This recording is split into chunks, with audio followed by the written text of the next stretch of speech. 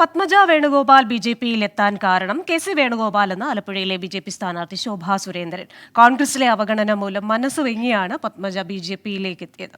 K C. Venugopal മര്യാദയ്ക്കായിരുന്നുവെങ്കിൽ ഇന്ന് പത്മജ കോൺഗ്രസിൽ തന്നെ തുടരുമായിരുന്നു എന്നും ശോഭാ സുരേന്ദ്രൻ പറയുന്നു.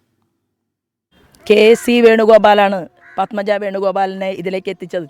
കാരണം കേരളം കണ്ട ചാണക്യനും കേരളത്തിലെ ഏറെ സ്പീഡായിട്ട് വികസന സാധ്യതകൾ ഒരുക്കണമെന്ന് ആവശ്യപ്പെടുകയും ചെയ്ത ശ്രീമാൻ കരുണാകരൻ്റെ മകൾക്ക് ഈ പ്രസ്ഥാനത്തിനകത്തേക്ക് ആ സഹോദരി മനസ്സ് വിങ്ങി ഈ പാർട്ടിക്കകത്തേക്ക് വന്നു എങ്കിൽ അതിന് കാരണം എന്താണെന്നറിയുമോ?